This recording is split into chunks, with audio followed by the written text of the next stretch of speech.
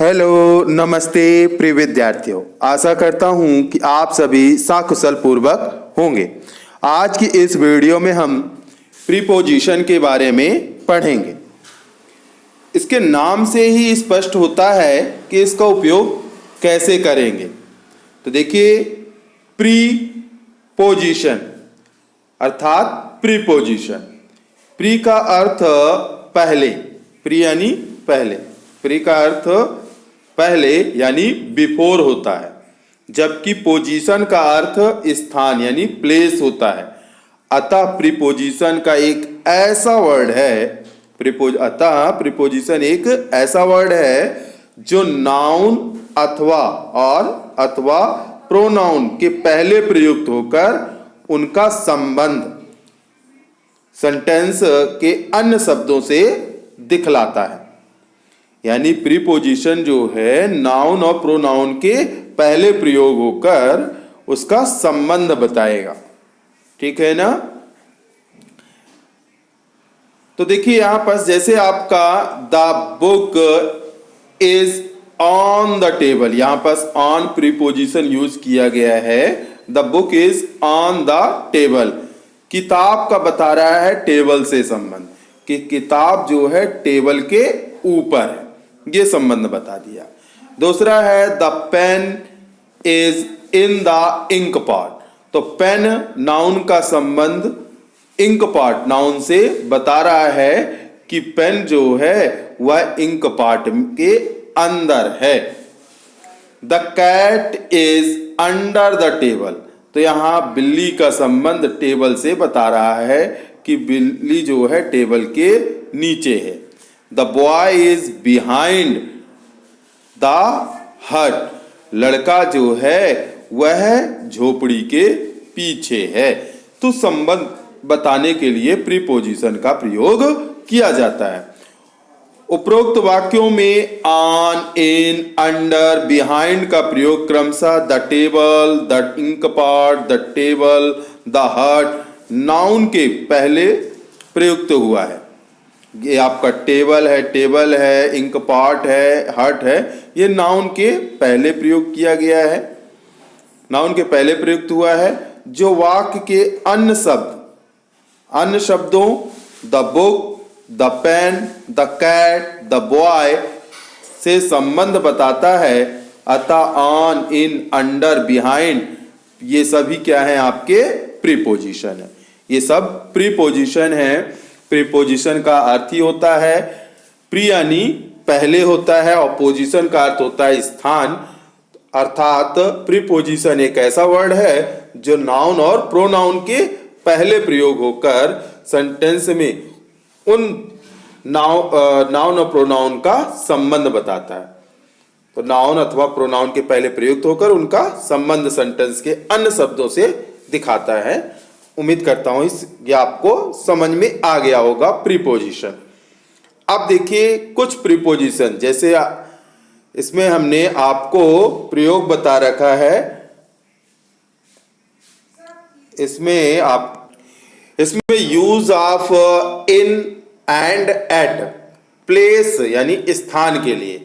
देखिए इन और एट का अभी हम चर्चा जो करेंगे वो केवल स्थान पर चर्चा करेंगे। इनका अन्य जगह भी समय के लिए भी प्रयोग होता है, तो अभी हम समय पर चर्चा नहीं करेंगे। समय पर अगली स्लाइड में, अगली वीडियो पर हम चर्चा करेंगे। केवल यहाँ पर हम प्लेस की बात करेंगे कि इनका प्रयोग कहाँ करेंगे और एट का किस स्थान पर करेंगे। तो देखिए यूज ऑफ इन देखते हैं। तो रूल फर्स्ट है इन का प्रयोग बड़े स्थान, ध्यान रखिएगा, इन का प्रयोग जो है वह बड़े स्थान के लिए करेंगे। जो बड़ा स्थान होगा उसके लिए इन का प्रयोग करेंगे। इन का प्रयोग बड़े स्थान हो, जैसे देश हो गया, शहर हो गया, महादेश हो गया, राज्य हो गया, महानगर हो गया आदि के नामों के पहले होता है इन का प्रयोग। यहां एग्जाम्पल देख सकते हैं, जैसे she lived in Uttar Pradesh, तो ये उत्तर प्रदेश क्या है, राज्य है, तो इनका प्रयोग किया गया। Mister Thakur lives in Patna, Patna शहर है, तो शहर के लिए हमने इन का प्रयोग कर लिया। वी लिव इन इंडिया, तो इंडिया देश है, ठीक है ना, तो यहां पर इन का प्रयोग कर लिया। India is in Asia, Asia महादेश है, एशिया महादेश है, ठीक है, एशिया महासागर के अंतर्गत भारत आता है। तो ये आपका बड़ा है इसलिए इन का प्रयोग कर लिया। My father in law lives in Mumbai, तो मुंबई जो है आपका महानगर है, इसलिए आपका महानगर है, इसलिए इन का प्रयोग कर लिया। अब एट पर समझ लेते हैं, एट पर समझ लेते हैं। तो यूज ऑफ एट बहुत सिंपल सा है, बड़े स्थानों के लिए आपको इन का प्रयोग करना है, छोटे स्थानों के लिए एट का प्रयोग करना है। बड़े स्थान के लिए इन, छोटे स्थान के लिए एट। एट का प्रयोग छोटे स्थानों के नाम के पहले में के अर्थ में होता है, ध्यान रखिएगा। एट का प्रयोग छोटे स्थान के नाम के पहले में अर्थ में होता है, जैसे my brother lives at Pranpur. तो प्राणपुर जो है वह एक गांव है, ठीक है ना, तो गांव के लिए छोटा सा गांव है, सीधी सी बात है, शहर से छोटा होगा तो गांव है, इसलिए आप क्या यूज करेंगे, at. I live at Gandhinagar, तो गांधीनगर क्या है, मोहल्ला है, तो एट का प्रयोग करेंगे।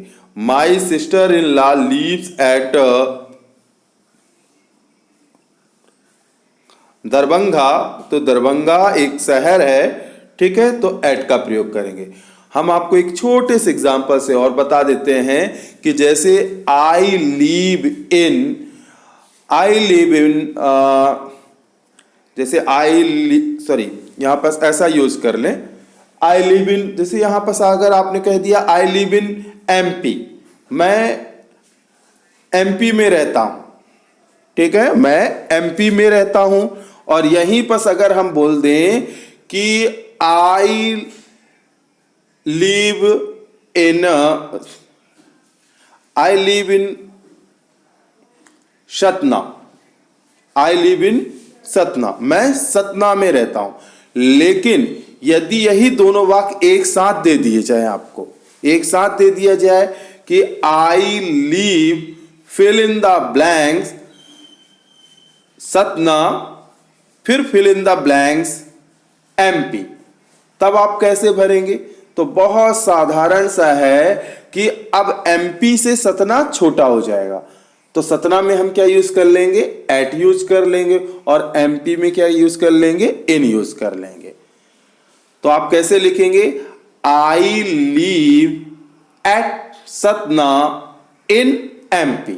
कंपेयर हो गया क्योंकि सतना एमपी के अंतर्गत है, सतना जो है वह छोटा हो गया और एमपी क्या हो गया, राज्य है, ठीक है, सतना शहर है और एमपी क्या है, राज्य है, तो एमपी में इन लग जाएगा और सतना में एट लग जाएगा। एक और एग्जाम्पल देते हैं कि जैसे हमने कहा कि I leave fill in the blanks Pranpur, फिर fill in the blanks Satna.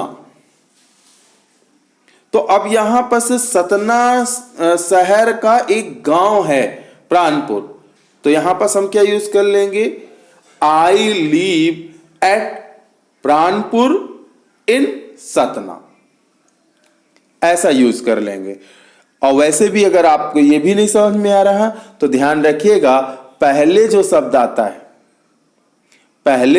आता है उसमें आप एट यूज कर लें और बाद वाले में इन का प्रयोग करें, तो भी आपका वाक्य सही हो जाएगा। जैसे मैंने कहा I leave Pranpur, I leave fill in the blanks Pranpur, फिर fill in the blanks Satna, तो आई लीव एट प्राणपुर और फिर यूज कर लेंगे in Satna. I leave at Pranpur in Satna. गांव है तो गांव में हमने क्या लगा दिया, एट लगा दिया प्राणपुर, और सतना शहर है तो इन लगा दिया। तो ये छोटा सा एक प्रीपोजिशन था इन और एट का, तो ये आपको शायद समझ में आ गया होगा। बड़े शहरों में आपको इन का प्रयोग करना है, छोटे शहरों में एट का। बड़े शहरों में इन और बड़े शहरों में आपको इन का प्रयोग करना है, छोटे शहरों में एट का प्रयोग करना है। ये ऐसा भी कह सकते हो कि इन पिता है और एट बेटा है। इन जो है पिता है, एट बेटा है, ठीक है ना। इन बड़े शहरों के लिए, एट छोटे शहरों के लिए, छोटे स्थान के लिए प्रयोग करते हैं।